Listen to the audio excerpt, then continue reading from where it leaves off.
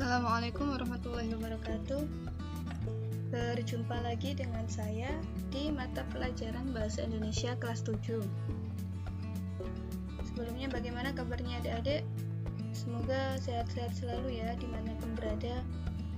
Semoga pandemi ini segera berakhir dan kita bisa bertatap muka kembali. Oke, sebelum kita masuk pelajaran, kita baca bismillah dulu. Bismillahirrahmanirrahim. Kita akan membahas materi selanjutnya, yaitu tentang menyusun teks deskripsi. Di sini siapa yang suka menulis? Ayo, siapa yang suka menulis? Nah, ini adalah langkah-langkah atau cara-cara untuk menyusun teks deskripsi. Jadi bisa kalian praktekkan. Setelah kita membaca, memahami, dan menelaah atau meneliti tentang struktur dan aspek kebahasaan teks deskripsi, maka selanjutnya kita akan mempelajari cara membuatnya atau cara menyusun teks. Nah, berikut ini adalah langkah-langkahnya. Menentukan tema. Apa itu tema? Tema adalah pokok pikiran. Tema dipakai sebagai dasar mengarang. Jadi, tema adalah inti dari suatu karangan. Misalnya, kalian punya ide, saya mau buat tema tentang pendidikan. Nah, berarti tema yang kalian buat adalah tentang pendidikan. Kemudian dikembangkan menjadi judul, misalnya, Sekolahku yang Menyenangkan. Kalau kalian buat tema kuliner, berarti judulnya nanti bisa seperti ini, kelezatan soto Lamongan. Itu adalah contoh dari tema dan judul. Jadi tema dan judul itu tidak selalu sama, boleh beda, boleh sama. Tapi yang jelas tema itu lebih umum dari judul. Langkah kedua yaitu menentukan tujuan. Tujuan kalian menulis itu untuk apa sih? Nah, itu kalian harus tentukan. Nah, kalau teks deskripsi, tujuan menulis adalah untuk menggambarkan suatu objek secara rinci. Jadi kalau kalian mau mendeskripsikan sekolah, berarti kalian harus merinci sekolah itu dengan rinci.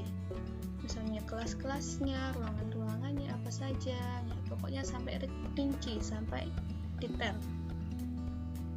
Langkah yang ketiga yaitu mencari data.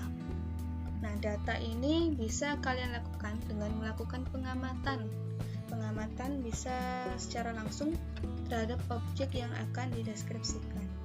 Misalnya kalian mau mengamati pantai, jadi kalian bisa datang langsung ke pantai. Atau kalian pernah ke gunung, nah ingatan kalian tentang gunung pasti akan masih ada kan ya. Jadi kalian bisa langsung mendeskripsikan gunung itu sesuai dengan ingatan kalian.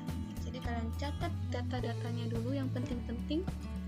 Setelah itu langkah selanjutnya, langkah 4 yaitu membuat kerangka karangan. Jadi setelah data terkumpul, maka kalian buat kerangka karangan. Misalnya kalian mau buat 2 paragraf, berarti kalian buat 2 kalimat inti, buat 2 kerangka karangan yang akan dikembangkan menjadi 2 paragraf. Nah, itu ya. Jadi dari kerangka karangan akan dikembangkan menjadi karangan. Nah, ini ya langkah terakhir, mengembangkan kerangka karangan tersebut menjadi teks atau wacana.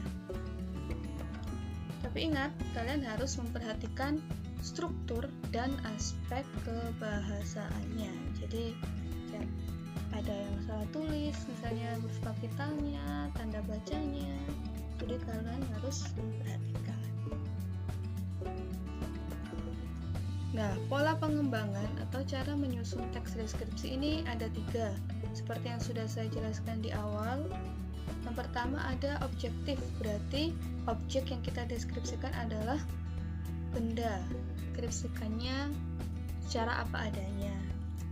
Kemudian yang kedua, pola pengembangan teks deskripsi, jadi cara kita mendeskripsikannya sesuai dengan pendapat kita. Yang ketiga ada spatial, berarti cara kita mendeskripsikannya mengikuti tentang tata letak ke ruangan. Ya, jadi banyak nanti tentang letak ruangan, letak benda. Nah, itu namanya spatial. Jadi, teks deskripsi yang kalian buat dapat digunakan untuk penulisan artikel atau karya ilmiah. Nah, selain itu, teks deskripsi dapat juga digunakan sebagai sarana pembangun karya dalam karya sastra seperti novel, cerpen, puisi. Nah, itu juga dibangun atau dibuat dengan menggunakan teks deskripsi. Oke, terakhir ada tugas atau penilaian harian 1 atau UH ini ya. Yang pertama, buatlah teks deskripsi bertema rumahku, minimal 2 paragraf. Ingat, perhatikan aspek struktur dan kebahasaannya ya. Kemudian kalian analisis atau kalian jelaskan teks yang kalian buat dari segi struktur, misalnya paragraf keberapa, deskripsi umumnya, kemudian deskripsi bagiannya paragraf keberapa. Selanjutnya aspek kebahasaannya, misalnya di situ ada kata kerja, misalnya ada rujukan kata, dan lain-lain. Tugas ini kalian kumpulkan di link yang disediakan paling akhir pertemuan minggu depan. Untuk anak-anak yang di pondok, kalian bisa langsung mengumpulkannya jadi satu, dikoordinir.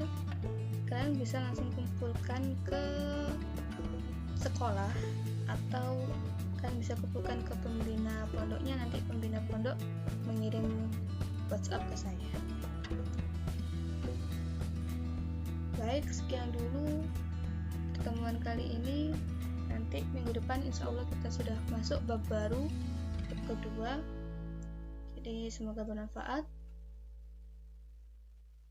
Salah-salah kata. Wassalamualaikum warahmatullahi wabarakatuh.